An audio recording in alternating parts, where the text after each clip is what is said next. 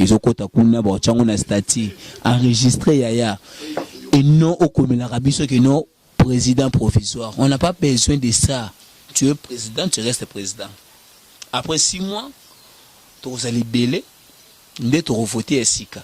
Ce que déjà sali makambo bien. Poto voter, est-ce que ça problème? Il y a un problème, tiens. Le premier banda na ya Congo na 2020. Pasteur na biso yo a mon année. 2020. D'ailleurs, sali. Kasiti. Nek na janvier pour nous en avril, na 2020, na janvier pour nous. Wana ba congé kaka. Pour na mona bino. Et quand en vidéo hein.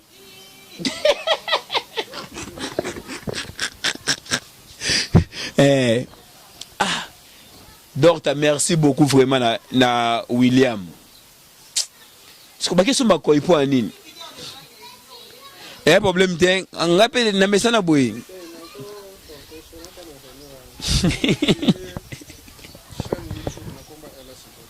Ngai papa dela basisi papa naza tika no yo téléphone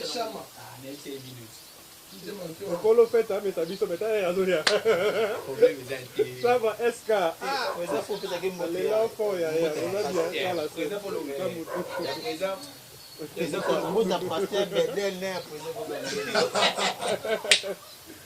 On a rien.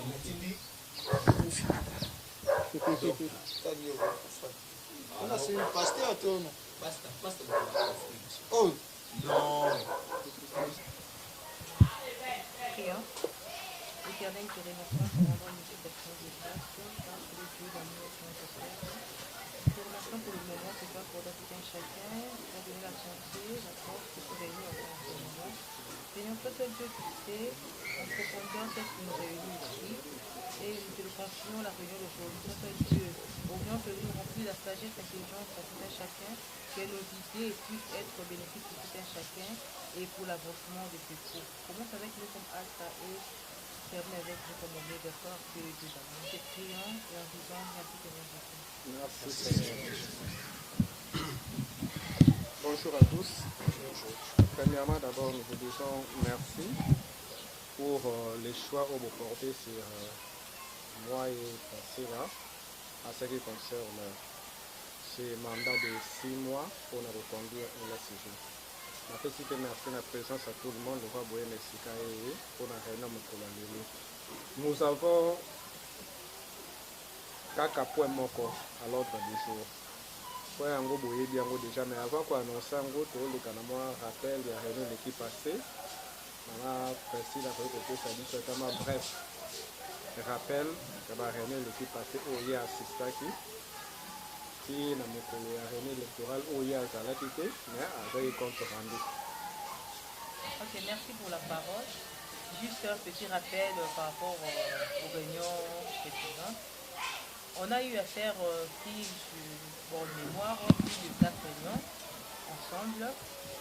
Et la première réunion, je n'étais pas là, mais j'ai quand même une idée. On a eu à parler de statut qu'on avait vu sur place. On a essayé de débattre et de voir des objectifs qu'on peut avoir pour relancer les LSJ, nouvelle stratégie. Voilà. Et la fois passée, on a fait des séances d'entretien avec le président d'ici pour essayer de voir comment renouveler notre statut. Et à la première réunion, nous avons fait la première, deuxième partie. La deuxième, nous avons fait la suite pour finir le statut. Et la dernière réunion, c'était pour le règlement d'ordre intérieur. Voilà. À l'élection, je ne vais pas participer, mais je vous remercie pour la confiance que vous avez accordée, de bien vouloir accompagner le groupe jusqu'à ce qu'on va organiser de nouveau notre élection. Sans plus tarder, nous allons commencer notre réunion. La réunion, ce n'est pas l'évangile. En fait, on est en train de discuter. Ce n'est pas l'évangile qui a été déjà écrit et on ne peut pas changer. Voilà. vous êtes libre de donner vos points de vue. C'est vrai que le statut a déjà fait, mais ce n'est pas clôturé. Vos points de vue, vos modifications, ça sera très important pour un statut beaucoup plus correct. Voilà. Je remets la parole au Oui, président. merci beaucoup Madame Priscilla. La première des choses à récapituler encore en ce qui concerne l'ordre du jour, c'est les statuts du REG. On avait dit ce qui suit la fois passée. On avait dit que mutu na mutu akende azwa ba idée pour na tosala nini to élaborer statut. Je pense même na ba invitation au tosalaki tokomaki tolobaki élaboration ya statut par tout le monde. Biso nyonso to toza ko élaborer statut.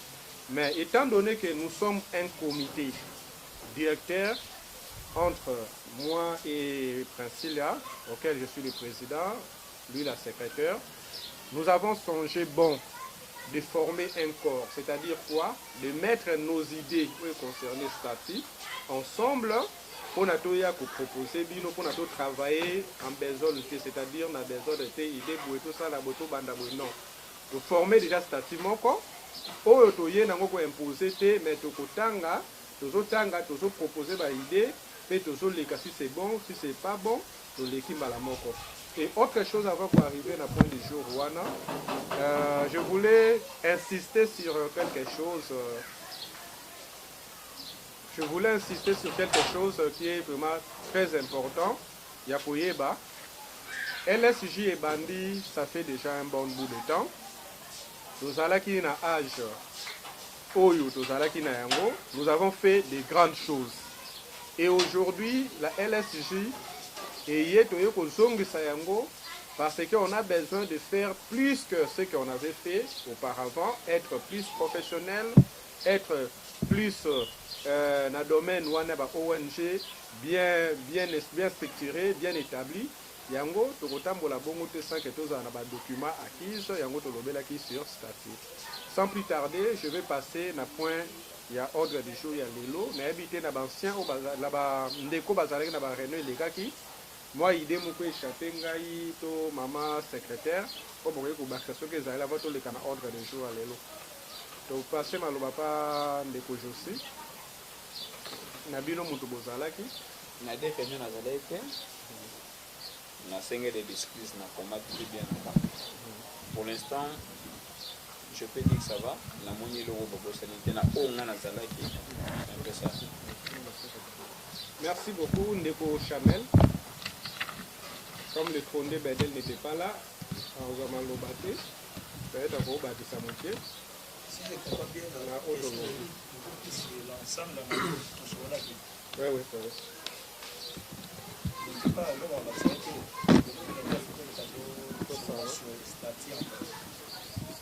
Merci beaucoup. Na mwanda Mbubedel oyoki, je ne sais pas comment il a pour l'oba.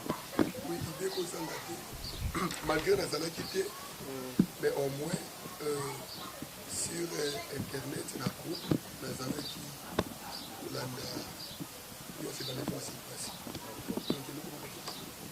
merci beaucoup. C'est pourquoi, il a précisé tout ce que comité échappé sur notre toit. Tout songe qui coach comité, la mission moko précise pendant 6 mois, élaboration à statut, élaboration à règlement, élaboration à ensemble là-bas membres de surtout. En fin de compte, tout ça les nini, tout légaliser. Et là, la moitié à moitié tout ça quand même. On vous présente rapidement ça. Ça son abisso. Avant de les caméras, ordre du jour, autour les caméras. La parce que ordre du jour est à l'intérieur de strict. Tout ça, les pour la LSJ. Étant donné que nous pensons être très loin. Pourquoi Misango purement structuré, ONG, tous à la document, on a dit tout à la baston, on a dit ça. On avait songé bon avec Madame Priscilla d'acheter ceci pour les assauts, ceux qui ont carte ça peut aller dans des 6 ou 7 ou 8 mois dans ce sens-là. Sans plus tarder, je passe à l'ordre du jour. Je vais élaborer un statut. Moi et Priscilla, statut est constitué na kati ya statut ezali na chapitre, c'est-à-dire toko nomango ba titre na kati ba titre eza na ba section toza na ba titre pe na kati. Je commence. Titre 1 de la création, de la dénomination, du siège, de la durée, but et de l'objectif et du rayon d'action. De la création, titre 1, de la création, de la dénomination, du siège, de la durée, but, de l'objectif et du rayon d'action. Section 1, commis de la création, dénomination, siège et de la durée. Article 1. Il a été créé en date de 22 mars 2004 à Kinshasa, capitale de la République démocratique du Congo, une association sans but lucratif dénommée Ligue pour sauvegarder la jeunesse, LSJ en sigle. Point. Article 2. Le siège social de l'association est situé pour le moment tosengaki nasengaki ndeko na biso principe la soki siège ekoki kozala awa lokwa toza na siège social te yango moni totiaki adresse awa. Article 2 ezali boye. Le siège social de l'association est situé sur l'avenue Loubefu 6 bis, quartier de l'école, dans la commune de Lemba, district de la Moamba et dans la ville de Kinshasa. Article 3. La lutte pour sauvegarder la jeunesse, LSJ en sigle, exerce ses activités sur toute l'étendue de la République démocratique du Congo et à l'étranger selon les nécessités. Okay. On a deux articles, on a trois articles na tangi. Je ne sais pas moi. Il est dans le temps, mais ça peut être aussi. Question la wana par rapport que non, ceux qui ont on peut écrire, mais des idées dans le directement. Pour comme mettant au banda pour limbola, il est déjà par rapport à ça. On a des articles. Si on a refait l'intervention, je peux, non? Oui, vous pouvez. Je peux dire que l'article où on a pointé dans Isaac et non, chez Priscilla c'est bien bon, mais on a trouvé que l'espace est à moitié. Là, selon moi, à tous on a facilité à nous surtout parce que c'est le roi par abisso. Malgré tout, il y a un respect, ma cambuto, le roi par abisso. Mais les mal est que non, aujourd'hui, on se retrouve à 5. Si on ajoute fils, bled, 7, d'autres membres 10. Parce que au baro bakisa, ton autre est Simon. Simon a péché parce que à l'ipapa par rapport à réunion, ils ont déjà la loi au statut bibisa kala, l'ipapa peut rater. Il est mort directement pour te rappeler habite déjà les gens na bossana qui pour na force qui est et na bien oui tu as raison. Ce que tu as dit nom de membres yakala tu as 12 plus ou moins quand tu comme belé par rapport à ndebotier lié que aux awa la moni que fait ces amours peut-être sur demi tout est bimi on peut créer l'espace mais à chaque jour que si là on attend que nous en réunion à bimi ça côté ça va tout ça photo ça la vision pour moi pour l'instant pour l'espace nandé pour oyo bosali siko provisoirement que non réunion ça awa nous sommes d'accord avec ça mais tous à la vision et à futur pour un espace oyo et vous allez lier mon corps il y a libella autant stade où tout ça, trop de bruit, trop de lignes, ça ne va pas nous aider. Et on sait là où tout ça. Les hommes, ça demande beaucoup de concentration, on a pas réflexion. Moi, je trouve ici, c'est bien. Je pouvais choisir chez nous, mais chez nous, c'est vaste. Il y a en fait trop de gens qui fréquentent, il y a trop de bruit. Alors, moi, j'adapte ça. Mais là, au moins, il y a un au lobby sur les 3 points. sur les 3 articles.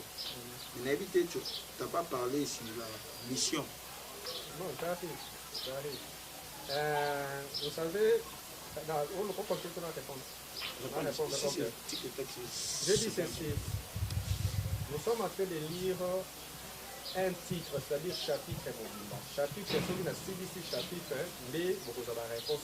Parce que quand il y a un article, même question posée, c'est-à-dire quoi? Les liens provisoires, les liens que nous avons mis, c'est ici. Mais la réunion peut être aussi déplacée dans un endroit moussoussou. Dans la ville, dans la ville, dans le pays, dans la ville, on doit voyager dans quel niveau. C'est ça les réunions pour nous. Ça peut être dans la commune de Natal. Tu vois, je suis dans la qui n'attend pas nos titres mobile. Après, bon, commis la suggestion. C'est combien de chapitres? C'est 7. C'est 7 titres. Et premier chapitre a combien de... Premier chapitre A, premier chapitre... À 3 articles, c'est ça, non? C'est 3 articles. Mais c'est ça que toi tu avais dit. Titre à Liboso, je dis ceci. De la création. On lever la création. La création de la dénomination. Donc on lever la siège. Vous allez jeter un coup d'œil, le temps pour Ok. Le temps de sortir de lire, on va taper coup d'œil. Donc c'est peu parce que nous on entend un amour, mais les autres on n'a pas ça. Non, il n'y a pas de problème. Bon, président Ziki, notre explication par rapport à la création, la siège, tu peux quoi ajouter? Na modi bokomi bobikelo l'association écoutée qu'on se déplacer comme ça la activité mais autre chose le siège déplacement là c'est des choses non même siège aussi laissez-moi sous ces années laissez-moi lire le titre en général parce qu'il est clair bonjour à mon assistant je reprends mais tu peux nous aider autant à statut nyonso et aux autres titre par titre pour une meilleure compréhension. Mais là, les titres par titre aussi, ça va te prendre aussi le temps. On a besoin de... Peut-être ça ne va pas te prendre du temps. Mais les pommes, c'est quoi? Tu as une question dans l'article. Et ça, la bisoni. Il y a le béni Mamoussou. Maman, il faut le béla égoïa. Mais tu prends des questions. Il y a maman, il y a si, il y a mon pensé si quoi. Alors que ceux qui te donnent l'idée à l'article Nyonso, tu y vas comment pour ajouter. On posait question. Moi, je pense que. Donc, on a posé question. Ça permet à chacun de nous d'écrire. Si ta question est à tel article, il y a un professeur dans la question d'Arani, va à telle page. Un chapitre au Fongoli, toi, tu as la défense au Fongoli, à poser question.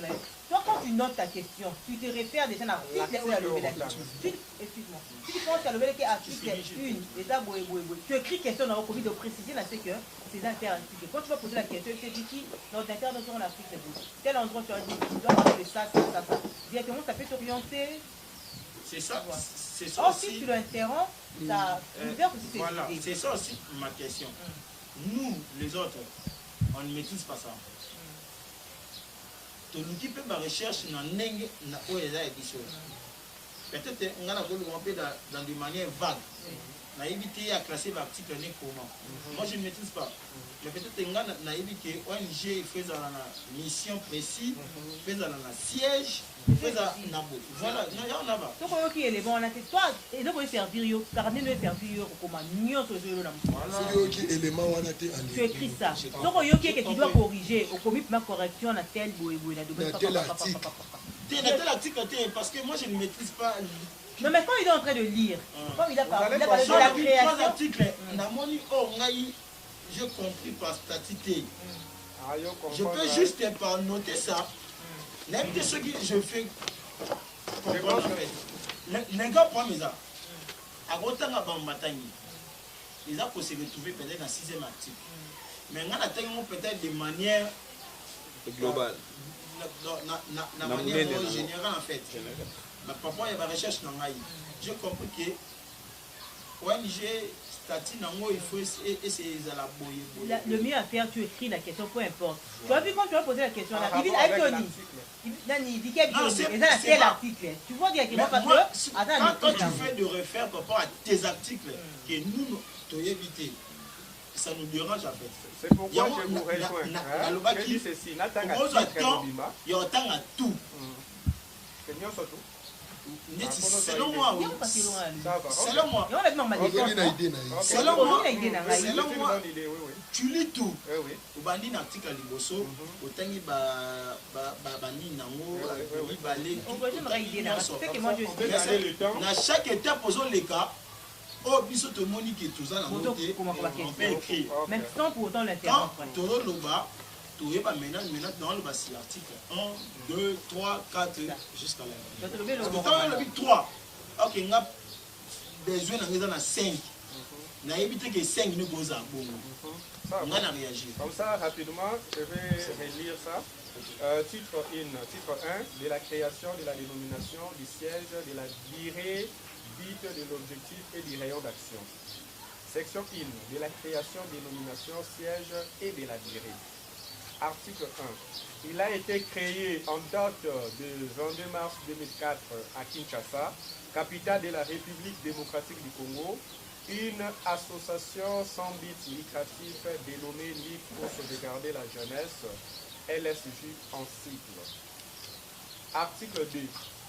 Le siège social de l'association est situé sur l'avenue Loubé-Foussis bis, quartier de l'école, dans la commune de Lemba, district de la Mohamba et dans la ville de Kinshasa. Article 3. La lutte pour sauvegarder la jeunesse, LSJ en cycle, exerce ses activités sur toute l'étendue de la République démocratique du Congo et à l'étranger selon les nécessités. Point. Article 4. La lutte pour sauvegarder la jeunesse entreprend ses actions selon les domaines suivants. Premier tiré, l'éducation. Deuxième tiré, le social. Troisième tiré, l'environnement. Quatrième tiré, la santé. Cinquième tiré, l'entrepreneuriat. Article 5. La LSJ a une durée indéterminée.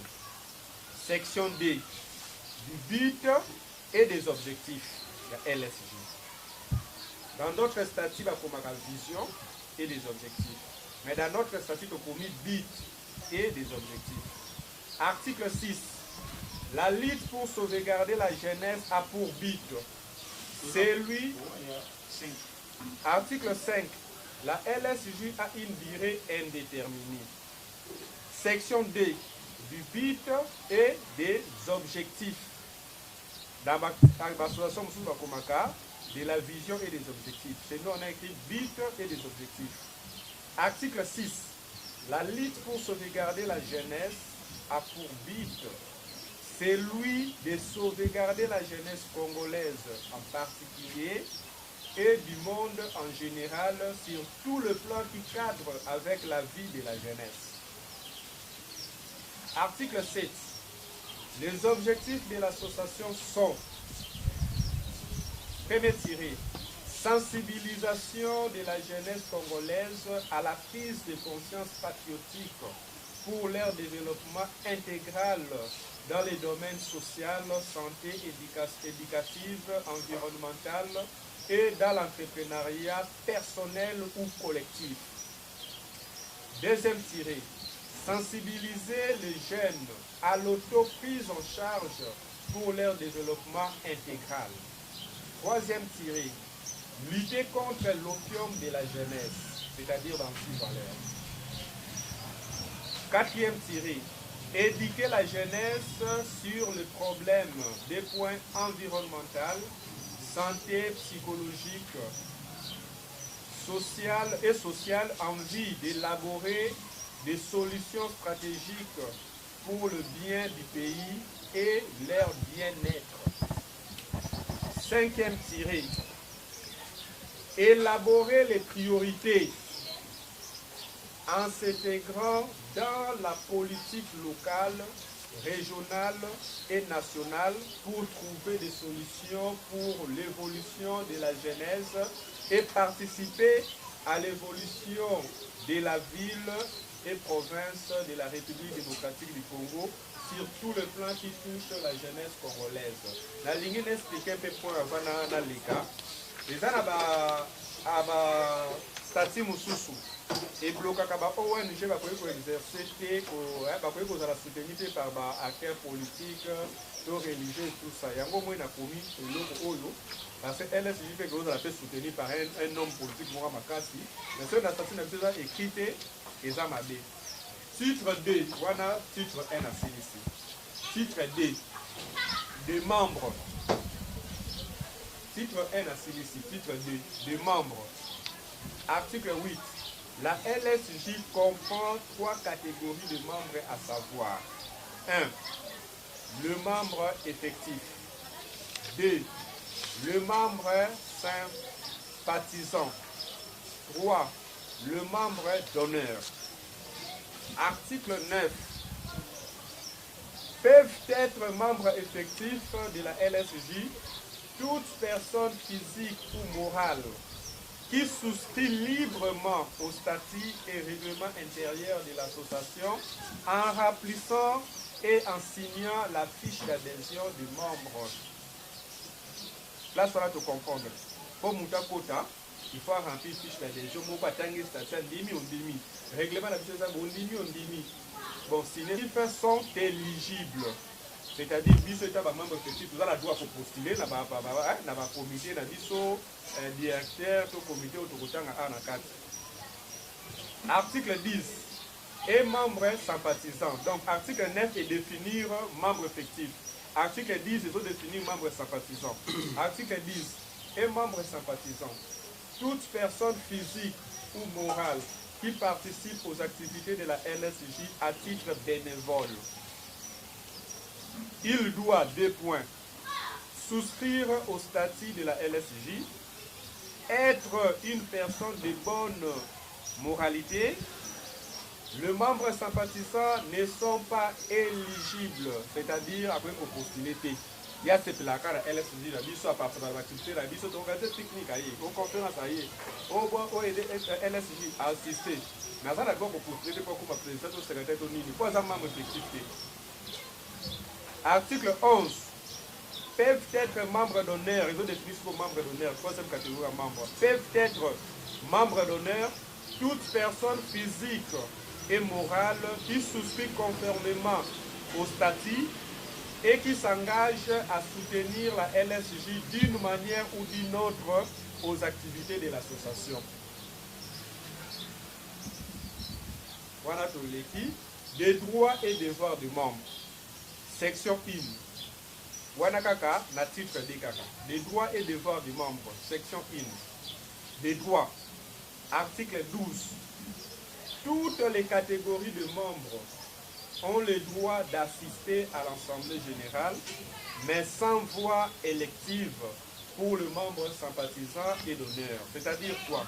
Vous voyez, pour inviter par membre d'honneur, par membre sympathisant, au cours d'une réunion, mais ceux qui ont voté, les qui ont décidé, les membres sympathisants vont décider qu'il y a un plan d'honneur, vont voter. C'est un membre effectif. Yango Awa, nous l'avons dit dans l'alinéa D, élire ou être élu au sein des différents organes de la LSJ pour le membre effectif. C'est ça qui a concerné pour le membre effectif. Bénéficie, le membre effectif, bénéficie des divers appuis offerts par la LSJ. Section D, des devoirs. Moi, je t'ai dit 3, il faut des devoirs des membres. Article 13. Tous les membres effectifs ont l'obligation d'être régulièrement en ordre avec 2 points, les cotisations, d'être présent aux réunions, de participer régulièrement aux activités de l'association, de respecter scrupuleusement le texte qui régisse la LSJ et d'en défendre les intérêts. Ma bande l'explication à Nini, Article 13. Tous les membres effectifs ont l'obligation d'être régulièrement en ordre avec la caisse d'indice sur la cotisation, d'être présent aux réunions, yo yakana yo to bibé kana membre LSJ. Non. D'être présent aux réunions, de participer régulièrement aux activités de l'association, de respecter scrupuleusement les textes, c'est-à-dire statut règlement d'abisso, qui registre la LSJ et d'en défendre les intérêts partout aux alliés sur la LSJ pour défendre l'ango, pour défendre l'intérêt d'ango, partout aux alliés, tant que membre LSJ. Deuxième sous-titre, des conditions d'adhésion, de sortie ou d'exclusion du membre. Section 1. Conditions d'adhésion. Article 14. Pour être accepté comme membre, le demandeur d'adhésion ou le candidat signe une fiche d'adhésion et il doit, des points. 1. Souscrire au statut et au règlement d'ordre intérieur de la LSJ. Ce statut et règlement comprend un demi, oui, un demi, kokota. 2. Être majeur. 3. Être de bonne vie et mœurs, c'est-à-dire aux amoutoumo comportement, l'amour, ne se trouve pas aux actes criminels. 4.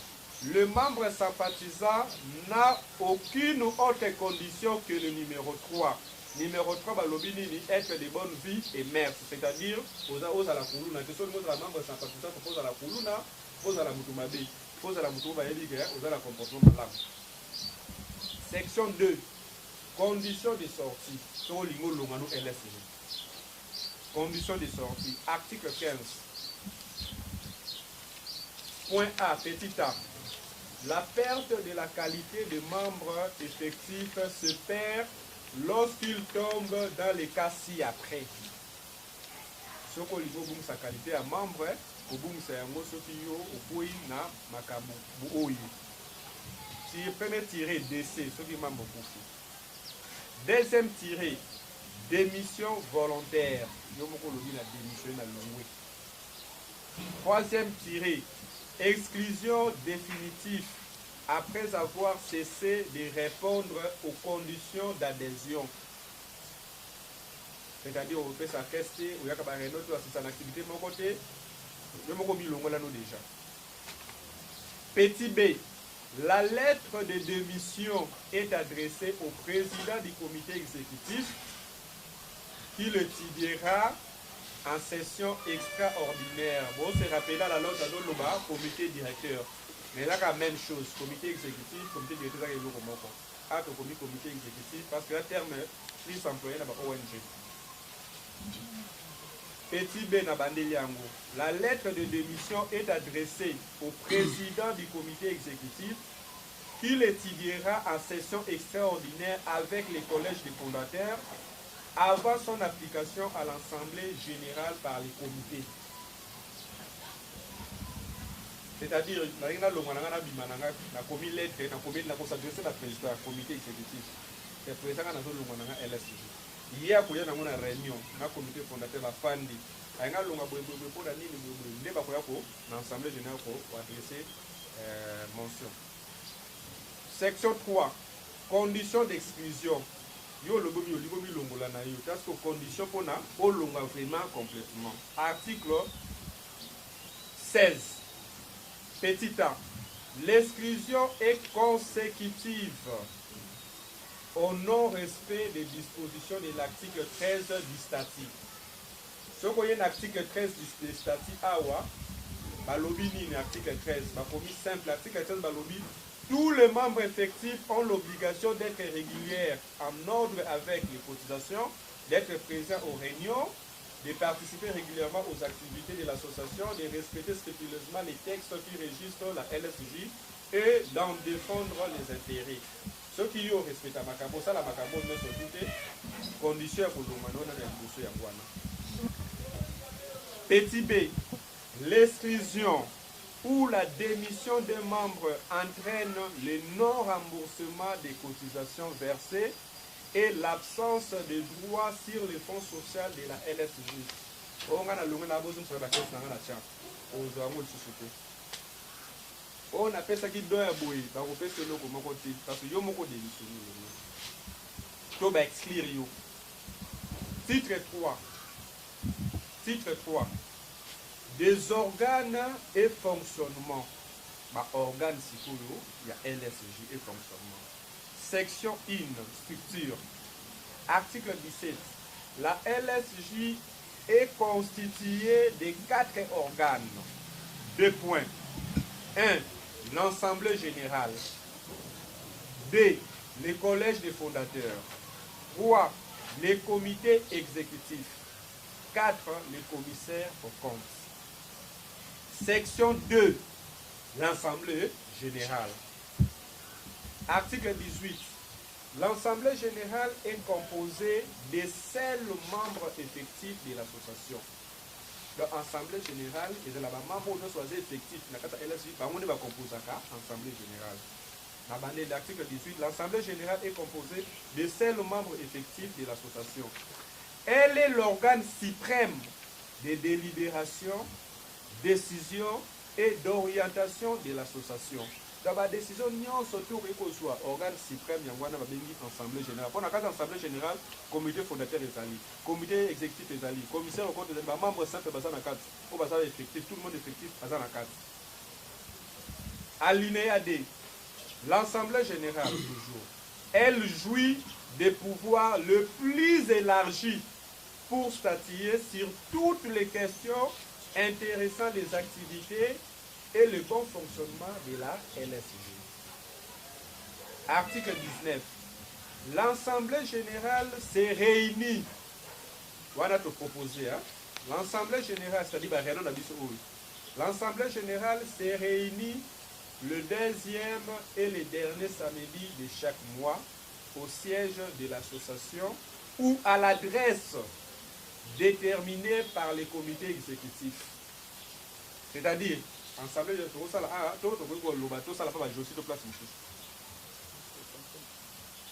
elle peut également siéger en session extraordinaire à la suite d'une motion signée par un tiers de ses membres ou sur convocation. Section 3. Le collège des fondateurs. Fondateurs et d'un cofondateur qui sont des initiateurs de la LSJ. Le collège des fondateurs se réunissent une fois pendant 2 mois et veille à la bonne marche des objectifs du LSJ par le membre du comité exécutif et préside les réunions une fois l'an au mois de novembre de chaque année avec tous les membres du comité exécutif et des commissaires aux comptes pour faire l'évaluation du mandat et de mission de des comités exécutifs et commissaires aux comptes et rend rapport à la prochaine réunion de l'Assemblée générale. Article, voilà, tu comprends, non? Article 23. Le membre du collège des fondateurs peuvent se réunir en session extraordinaire avec les comités exécutifs en cas de nécessité sur convocation du collège. Alinéa D, article 23 Wanaka. Le membre du collège des fondateurs organise des élections des membres du comité exécutif et du commissaire aux comptes 1 mois après la fin du mandat des 2 organes. Article 24. Les membres du collège des fondateurs sont éligibles. C'est-à-dire quoi? Vous avez un membre effectif, vous pouvez postuler dans le comité directeur, dans le comité commissaire en compte. Section 4. Le comité exécutif. Article 25. Le comité exécutif est l'organe d'exécution de l'association. Point. Il est composé d'un président et d'un vice-président. D'un vice-président, d'un secrétaire adjoint, d'un relationniste adjoint, d'un trésorier adjoint. Article 26. Les membres du comité exécutif sont élus par l'Assemblée générale pour un mandat proposé de 2 ans, renouvelable une seule fois. Point. Alinéa Moussousou. En cas de la mauvaise foi et mauvaise conduite de la part d'un membre du comité exécutif, La révocation de tout autre membre du comité doit être entérinée par l'Assemblée générale.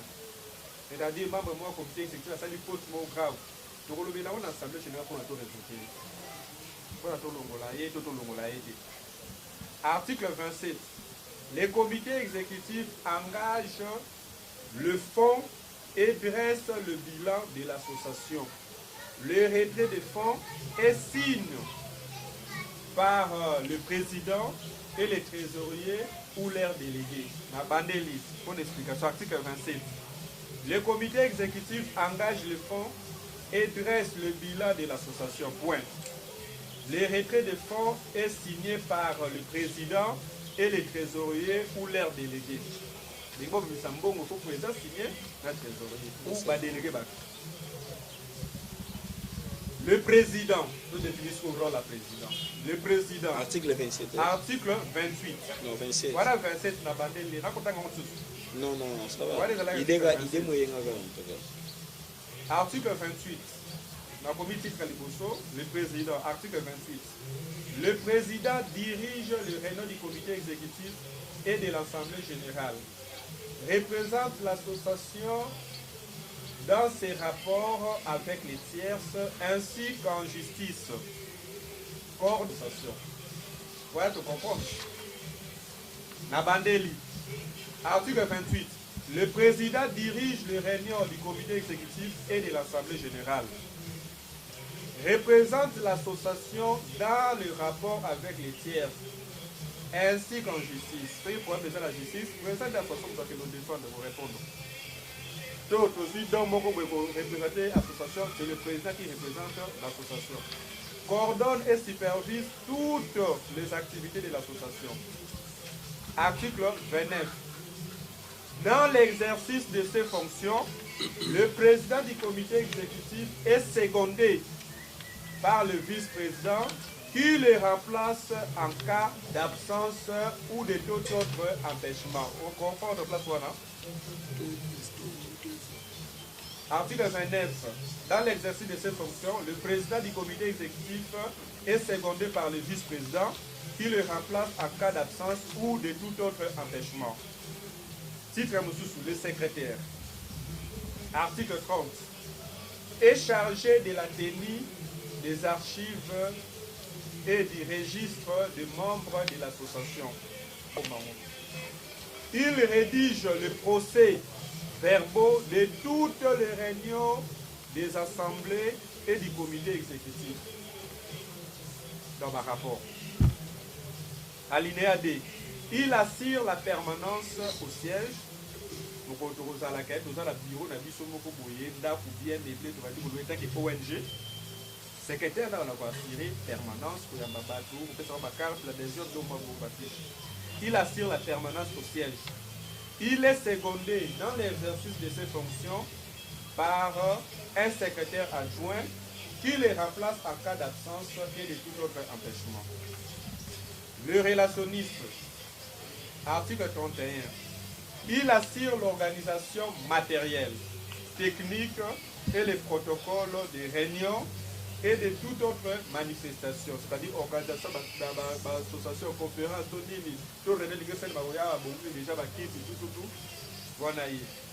Deuxième alinéa, est chargé du service des relations publiques.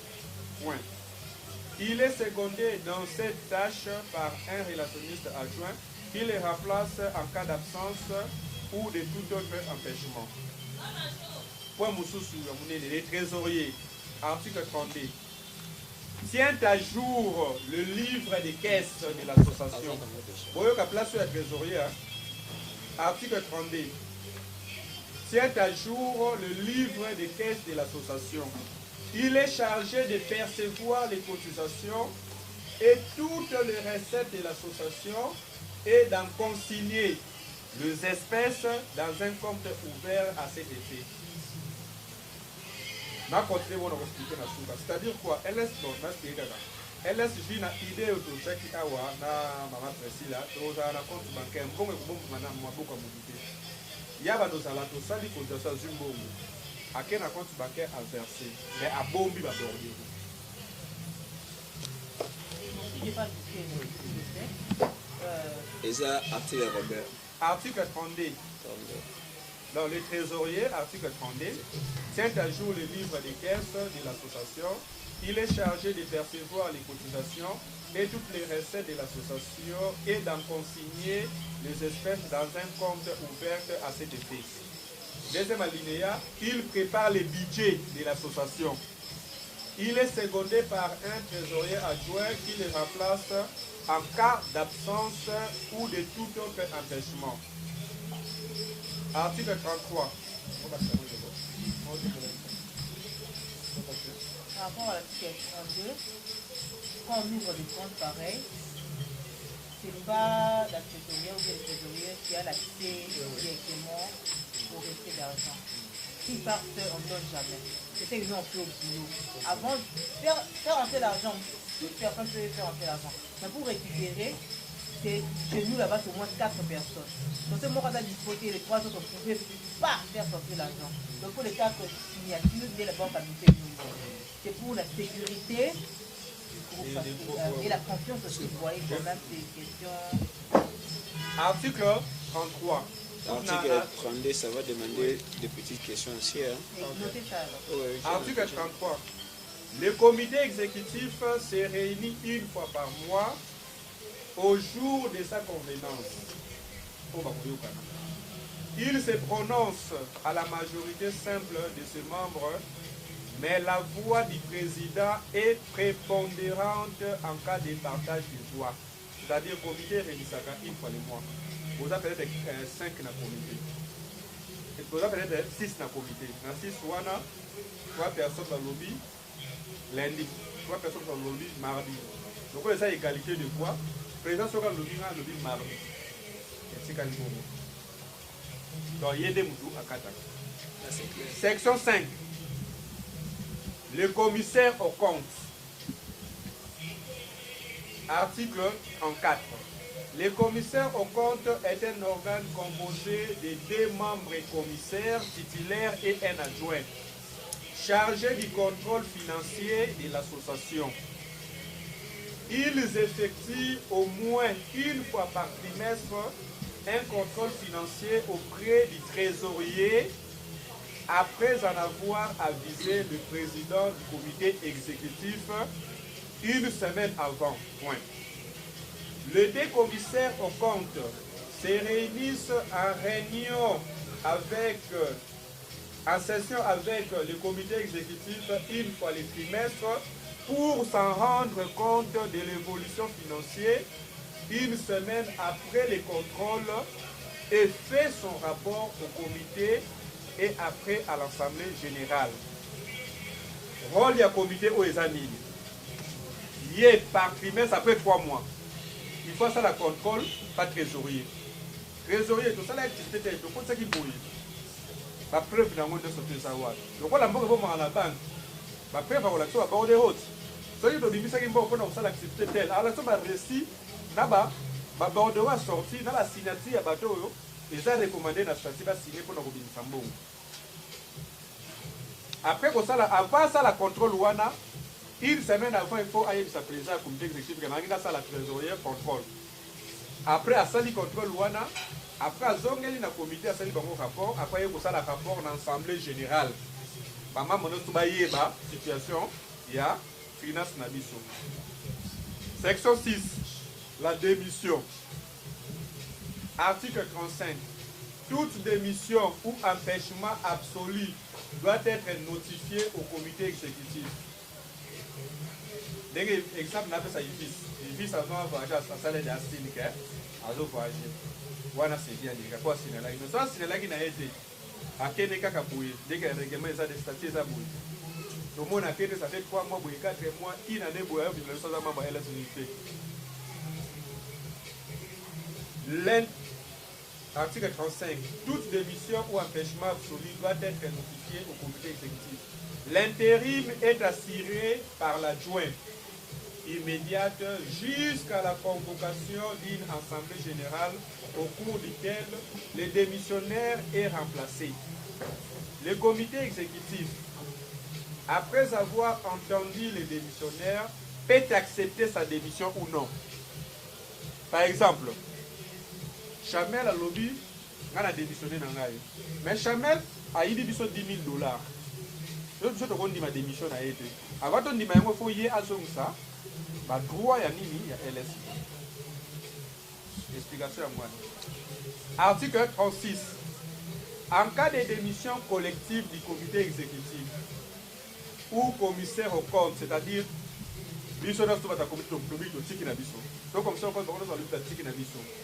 article 36, en cas de démission collective du comité exécutif ou du commissaire au compte, une assemblée extraordinaire est convoquée par le collège des fondateurs pour statuer, c'est-à-dire pour lever la mot. Alinéa D, article 36. En cas de faute grave du président de l'association, le collège des fondateurs et les restes des membres du comité exécutif saisit les 3/4 de ces membres, puis convoque une assemblée générale extraordinaire pour statuer, c'est-à-dire pour décider. L'association peut saisir les instances juridiques pour des questions purement graves qui mettent en danger les membres effectifs. Au Azali Kayo, association pour pas tout. Alinéa 1, article 46. Elle peut aussi être dissoute par déclaration de la loi en vigueur en République démocratique du Congo. C'est-à-dire quoi? RDC de Lamoura, et puis si loi Mobégué, la minute de tout le monde est sous la ONG Mokoté. Voilà des bouts. Voilà ONG la bouche. C'est-à-dire qu'il y a une ONG Mokoté dans le pays. Voilà les alinéas. Elle peut aussi être dissoute, c'est-à-dire qu'au bon moment, par déclaration de la loi en vigueur en République démocratique du Congo. Section D. Modification du statut. Article 47, 2 points. Le statut peut être modifié par l'Assemblée générale décidant à la majorité des 2/4 des membres présents sur proposition du comité exécutif. Titre 7. Disposition finale. Article 48. En cas de dissolution, le bien de la LSJ sera attribué à une autre mutuelle poursuivant le but ou des objectifs. Titre 7. Article 48. Titre 7. Titre 7. Disposition finale. Règlement et statut. Voilà règlement. Mais c'est presque c'est la constitution. J'ai compris. Donc, règlement est la constitution.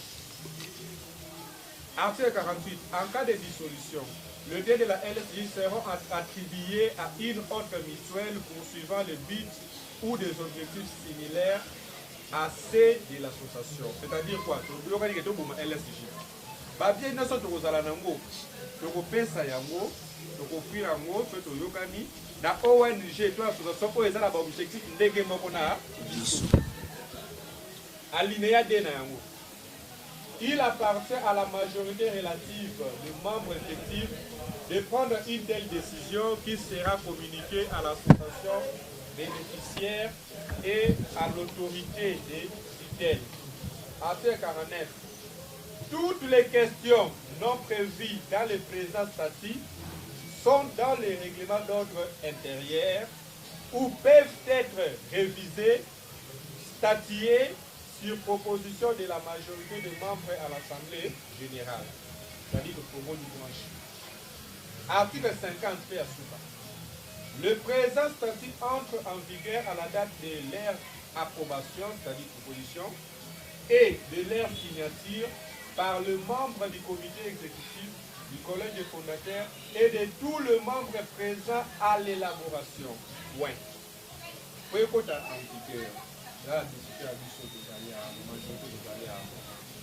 Faites à Kinshasa, la date de comité exécutif, secrétaire, rapporteur, président, collège des fondateurs ainsi que les membres présents à l'élaboration effective. Tout le monde a signé des potentiels.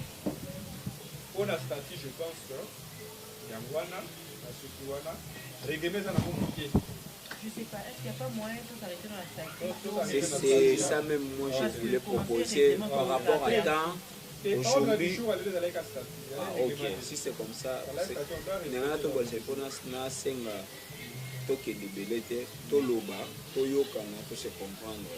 que tout ce que tu as dit, on a été sur la parole. On a écouté, on a eu le temps, il y a longtemps après déjà, parce que Oyo, le doigt là, il y a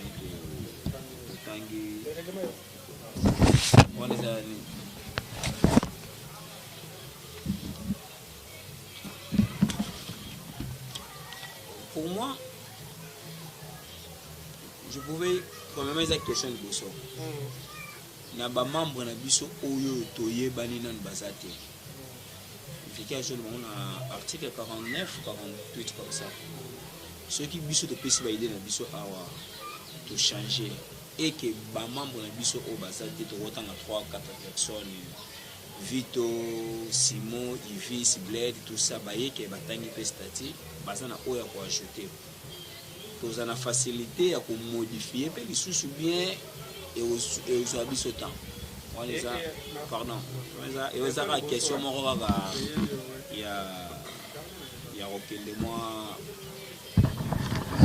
rapide. Il y a mis balé, et ça que nous sommes te comprendre, mais ils ont modifié.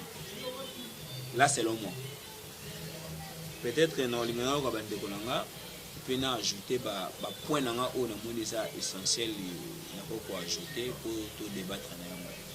Pour les autres, na statut règlement, pour le règlement, pour statut presque le mot. So d'être reçu déjà statut, c'est que règlement et aujourd'hui pour aujourd'hui, tout ce qu'on a le règlement et le statut. Merci beaucoup. Les trois places. Ok, merci pour la parole. Ce qui toquait la section des devoirs. Article 13. Article 13. Pour le bénéfice au caca, devoir, il y a pas membre effectif. Alors, membre sympathisant, membre donné pour que ce soit des devoirs. Ok, merci beaucoup. Nalobi Boya. À ce concept, répondre à ça. À écrire. Pour les apprendre à plus sur membre. Parce que dans une question, on pose quelques questions. Devoir là-bas. Après, c'est 3 cas. Condition adhésion. Au PC, 3 membres effectifs, donnés et sympathisants. Mais pour plus que la devoir et un membre effectif, c'est comme si membre donné n'a ni pas devoir. Ok. Donc il y a une section 2, conditions de sortie. Membre donné, n'a membre sympathisant, ma condition de sortie des awards. Beaucoup plus sur le bénéfice du caca, membre effectif. On comprend. Ce qui est la section 2 par rapport à l'Assemblée générale, article 19. Section 2, Assemblée générale, article 19. Il faut qu'on le bat que siège, pour que siège va passer la mot. Donc il y a des sièges, il y a minimum, adresse ces convocations réunion, donc il y a ailleurs, on a réunion. C'est comme si siège, il y a association éthique à l'époque. Dans la ligne qu'on définit, on a catastrophique que siège P, et quand il peut qu'on a transféré dans l'endroit Moussus, au lieu de ça, il y a un siège et ça le BF. Merci. C'est là la participation, tu vas répondre là. Non, c'est bien de répondre d'abord. Hein? Je pense que d'abord, c'est bien de répondre. Il faut pas question ici là. Peut-être une réponse, il est gros ça là. Il est gros ça là. Non, il y a une note, il y a une note. Moi, vraiment, en sorte, je n'ai pas vraiment de questions. Peut-être à mon moyen, on a le va. Je vais l'anticiper. Je vais anticiper qu'il y a eu pas bon. Mais il y a beaucoup qui se comprendre ici. Actuellement, tous les années. Vous comprenez bien actuellement, tout ça, non, quoi est déjà fait. Mais on définit notre statut par rapport à un Niger. Si on a s'est trompé, on a été seulement dit, non, ou pas. Nous avons des associations jusque-là. Merci beaucoup. Non, je n'ai pas fini. Il y a quelque chose de nous.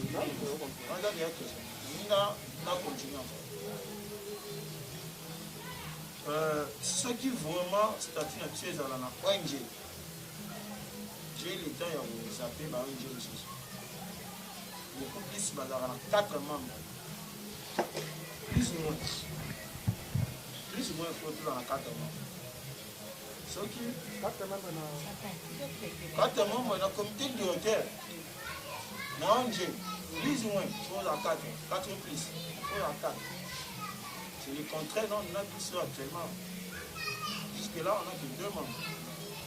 Donc, on a 3, peut-être possible un jour, peut-être 2 heures. Comme on a 4 membres, on a plus. Mais évitez ça, la recherche n'a rien possible ou pas. Mais on a dit que l'ONG fait dans 4 membres. Et là, aussi, c'est juste pour conclure. Nous avons un statut de l'ONG à l'ONG. Sur Internet, sur nous. Nous avons dit que c'est un peu trop. C'est un peu trop par rapport à l'article en fait. J'ai y avoir un statut de sur l'ONG avec 19 articles. Je suis avec 25, je suis avec 26. Mais la mission, c'est déjà dans les 50. Le moment où on comprend que le président Tangwanais au Tanga, ça nous a fatigués en fait. Donc, le statut est là où nous sommes tous en amont. Tous en amont, tu es dans le bloc, tout le monde est là. Il faut tout y par amont. Quand c'est trop, ça fatigue en fait. C'est tout qui sont à Congolais, tout le temps à dire. On a fait bon. Moi, statut, non. Donc, il y a article 1, peut-être article 10. Mais si on a 50, on a PCO, on a tout ça, peut-être qu'on a un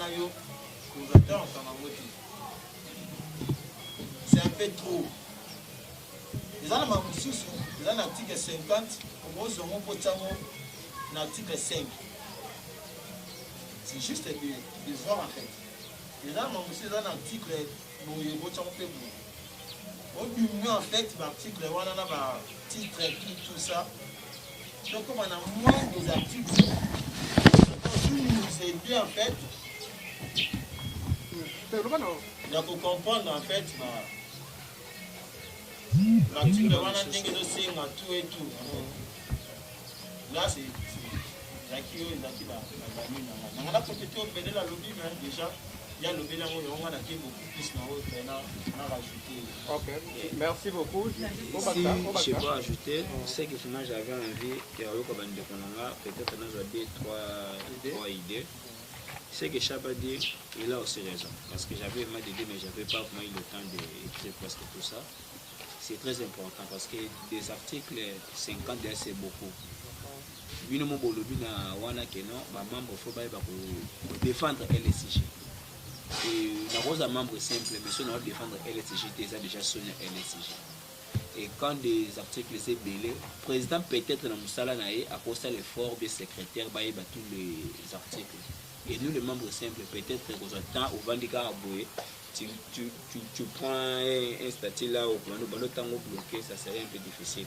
Mais ce qui est là, peut-être 20, 15, plus ou moins 25, n'andenge to banda ko tanga yango poto maîtriser yango peut-être to ça va idée mo déjà ya ko bloquer peut-être que article 1 la biso déjà le baka boyer et sous baka boyer attends on kanganyo c'était menaza na idée et c'est l'important n'engana ajouter sous n'ebi que mode évolué par rapport à article si je me trompe pas c'était article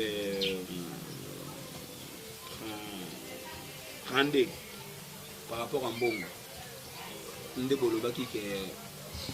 Mbongo fait du marquage à la banque, tout ça, oui, c'est bien bon. Moi, je peux proposer ça assemblée d'Enguesso. Oui, moi, d'évoluer MPC Zali, Zali. Moi, je vais préférer peut-être tout ça la stratégie à Kala.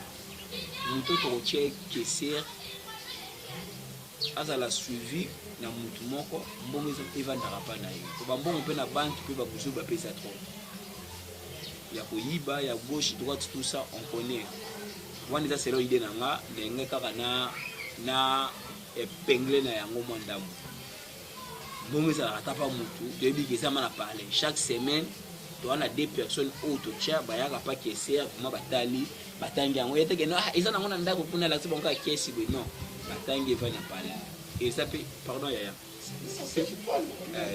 s'il vous plaît wana eza peut-être idée mais méthode pa sika eza mpe bien parce que motu tamso akotina mbona mpesa atindi kaka pas secrétaire et pas caissière abimisi ya mibale nanga naloba par rapport ya cas majeur boloba ki eza article 40 si je me trompe pas ce qui tobelisa membre moko il faut kaka signature ya président ça peut aussi arriver que notre président atana téléphone elekate et kawana eza gravement malade soit tokotia président vice président soki pa kozala ntango statut evandra bien pardon naza moi un peu bref koluka soki eza ka moko vraiment eza vraiment rapide eza na ata so président aza na tana te eza na 2 ou 3 personnes oyo so basigné boza sûr que non ebongo ebimi na sentiment te pour ka mosu ekoya bebino bozela signature ya président toperdre moto erreur eza ya biso nyonso to eza kaka baide oyo toluka to ajouter.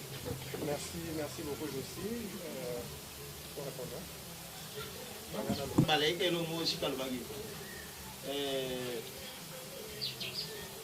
tona mondialisation tona na modernisation actualité dans tout ça nous la et tu vois qu'on a l'angwana le monde est dans la mine ndaka bunduna wananga na d'accord banque iba te mongi bukate banque déjà place dans moi l'assurance en fait moi je m'aimerais que nous on fait la banque moi qui ndé contre la part banani baza ba détenteur banani ba titulaire ya compte on a vraiment la banque combien non c'est normal on discute pour tôt avancer et ça pour l'intérieur tout ça signifie pas que non comme nous sommes ici là il n'y a pas un petit frère pardon il n'y a pas un petit frère il n'y a pas un grand frère tu vois tout le monde tout le monde tout avancer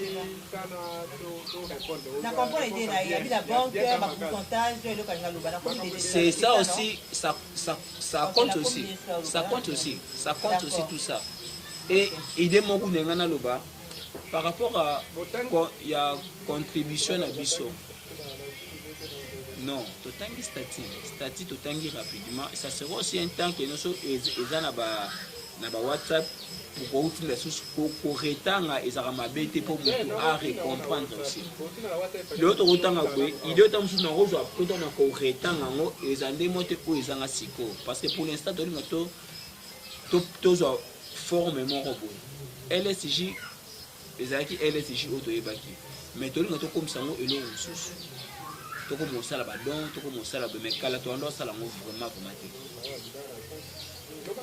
mais faut écrire déjà combien ça peut déjà pourquoi répondre OK c'est bon c'est na banda il faut bien vous aider on se va commander dans la salle question d'abord de un juriste fait même il y a muto genre ba lokonda nani ville je ne sais pas d'aller qu'il faut mettre ça pour en bénéficier, ceci pour être sain pour vos alamous. Et ça c'est le 1. Dans le but d'avoir des statuts purement juridiques qui cadrent avec les ONG pour les alliés déjà dans le mat il y a bien moderne. C'est que tout ça les copier-coller. Copier-coller. Il y a copier-coller. Parce que la plupart des articles ont dit que les anciens, pour l'ancien, il y a du statut très bien là. Possibilité ezali wana repocation liboso olobeli lisusu awa na suka ata kozima loba si mbongo nazopesa oka 2 exemples ntango nalobaka eza tozokoka to ezala barisque ebele nakotangelo ebele mais nazotangelo baavantage oyo banke eza na yango mibale kaka ya liboso le pourcentage déjà ya lobelaka yango mais ya mibale on peut avoir de l'aide ezala nationale to internationale pour ba mona bino boza ONG crédible et roya na compte ya M-Pesa to téléphone te et roya na compte bancaire ba kotinda na compte bancaire na ba boka muté roya ko na aéroport non il faut avoir de l'argent na compte ou un compte non crédible pour écouter kobangela na yo te soki sorti de compte nini soki botangi règlement très bien na kata règlement il y a un autre compte qu'on va parler de règlement parce que nous avons membre awa nous avons un compte au babengi ba ONG surtout international donc national bien cadré bazalaka affecté officiellement quelque part soki membre beli akenda ko se faire soigner kuna moyena moi ba mbongo moto na ko chaba $2 na ta définir na règlement donc total règlement de comprendre que règlement est complété à statut de la constitution loi yaka ko compléter ko pesa te moi kilo na constitution ya mboka concernant mbongo je pense que se comprendre si j'ai pas écouté hein non je suis et non ni avantage à banque mais là il y a ce qui est bon la banque bon c'est pas coordonner en fait facilement sur le but perdre pour l'année c'est là à donc il y a ni la carte dans chaque ligne 18 la caméra je sais et comme la défense mais la MPSA nous fait du monde la MPSA na kena la banque nous fait du MPSA photo moto ibanga wana et nous fait du bon MPSA au traçant aussi comme tu as un bon MPSA comment comment ako ultrason ici comme tu as vu ka code na yo même levé na ndako pas kozora au moins dire ça ba ibi code na a vu la téléphone en là la pena buto bimpe ba 22 heures qui na super a vidé bon pas déposer téléphone à l'aide là donc na yeto yo kan to tindelo ba pombo ngebo ma pa na yo ba ibombo photo yebi ke mbongo za pa na yo on a ba ki ça la que nous va voir ça la victoire a changer la super d'aller au côté là ba ton test c'est bon que moi qui déjà journée à ça il dit comme moi là ba ko changer pas na yo ba ko téléphone en ligne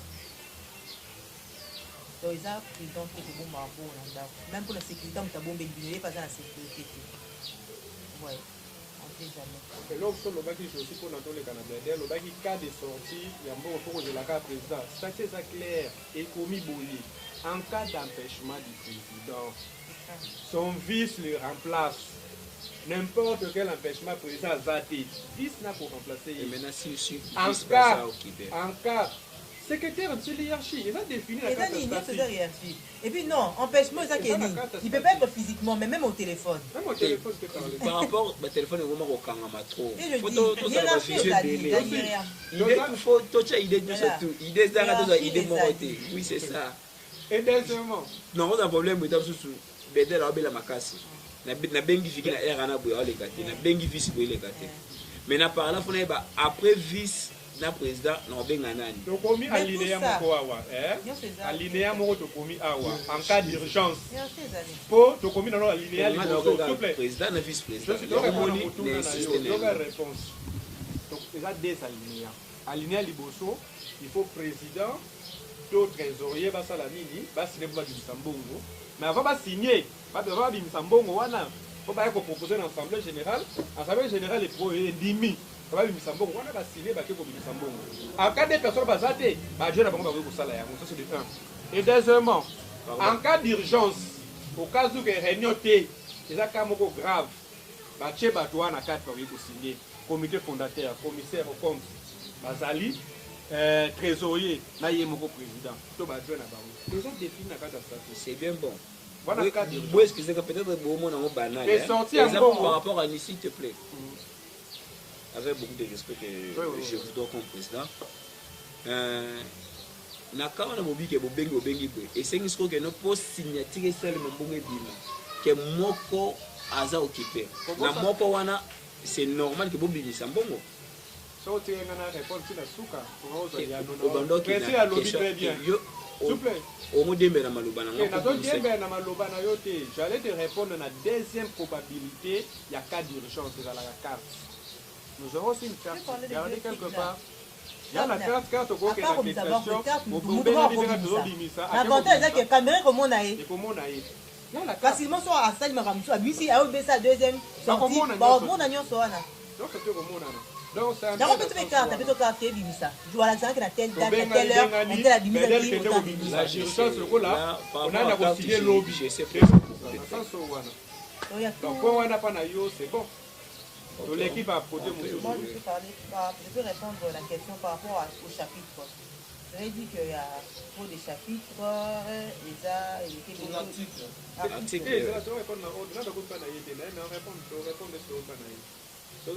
Pourquoi qui fait pas idée naïe? Tu dois répondre par mon tout, tu dois répondre en général. Non. Nous sommes en train d'aller pour finir chez lui. Non. C'est comme ça. Banda qui pas na yo. La liste Obandi awa. pas na ngate. La défense, la question est facile. Moi, c'est qui même si on va faire sur mathématiques, si on va faire sur mathématiques, on va compter par rapport à Pasuka. On répondre par rapport non, il y a facile ou c'est important. Par rapport à l'article. Ok, mais tel que, je réponds à la question. Moi, je pense que il suffit d'un peu de volonté, on peut tout maîtriser et mettre en pratique. Moi, je dis bien, ça n'a pas versé. Mais Bedel me considère que je veux servir Dieu dans la côté profondeur de la Bible. À quoi va le Bible dans le tout? C'est là qui citait. C'est là qui citait. Moi, il y a la minute, les morts en Angaï, na sala depuis 2010. Et donc, plus de 10 ans, la police pour répéter les en. Pourquoi? Parce que na mitya qui n'a qu'à dire. On comprend. Na mitya qui n'a qu'à dire. Ce qui, quand tu as parlé de beaucoup d'articles, c'est là qui se reprend en beau, au moment où on aurait bénéficié. C'est là. On a appuyé qui est par rapport. Ah, d'accord. Ce qui est là qui, en termes en beau, on aurait bénéficié. Vas-y, 100 000 $, pour 10 ans par boé. Ni a des choses là pour ça la boé, ni a des choses la boé, ni a des choses la boé. Tellement de qu'est-ce que la chose en cas pour maîtriser. Nous, c'est ça, il suffit, ouais, ben, terrain no nini, déjà un parti de wana. Et amour paix. Et ça, il y a maîtriser. Franchement, quand on a fait un bilan président, à combien d'articles, vous avez l'article du président pour déléguer, pour désigner, avec préparer réunion prochaine de Moutoukoulou.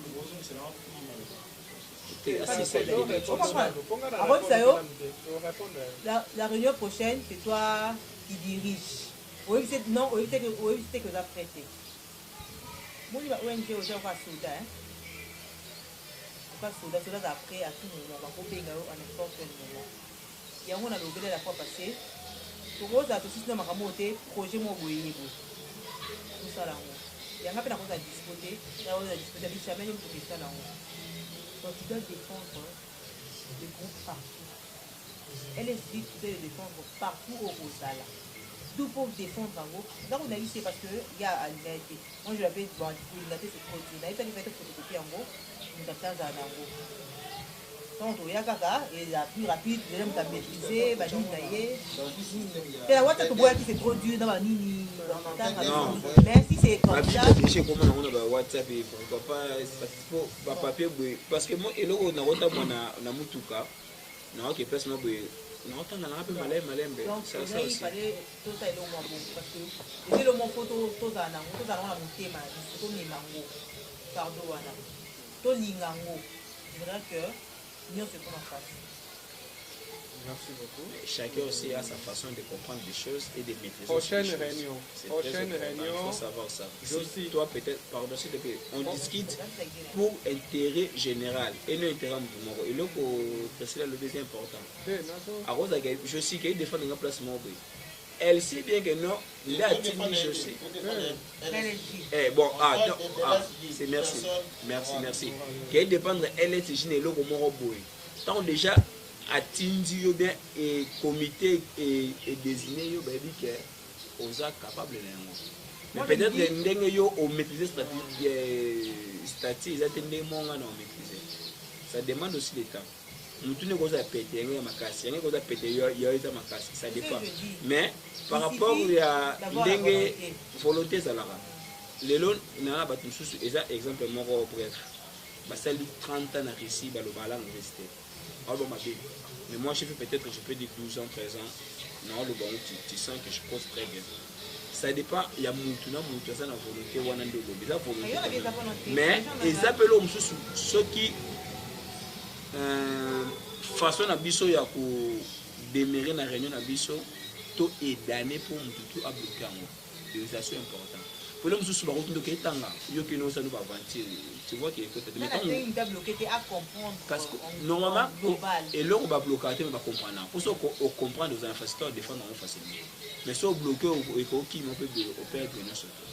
par rapport à Chaba, soki ke eza mukie na batan oyo toza nango ya 6 mois en attendant oyo toza nanu awawa et osunga biso to maîtriser le facilement.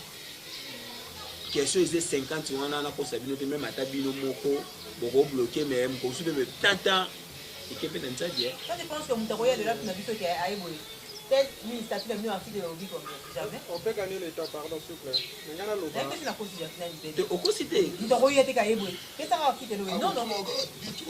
But objectif la mise en donc comprendre l'essentiel. Pour défendre dire ça pour comprendre l'essentiel. On comprend wana ba sous question là.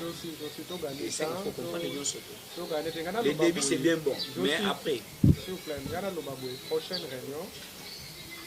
Parole bando zoboika de poser la parole. On a remarqué à l'émission. Agaï na maloba toi si c'est que na loba. La bonne ina loba na répondre. Pardon. Bozo bandana. yo ko bote parole. C'est asili ça qui au boto la qui parole. Yo toi qui parole tombe asili ça qui na boto liete. Yo ça qui ne parole beaucoup ça se discussion. On a quatre discussions na pona to zo na réunion. Chamel question liboso on a 3 préoccupations autour naki. Le bac est à Asbel, de ONG, je comprendre.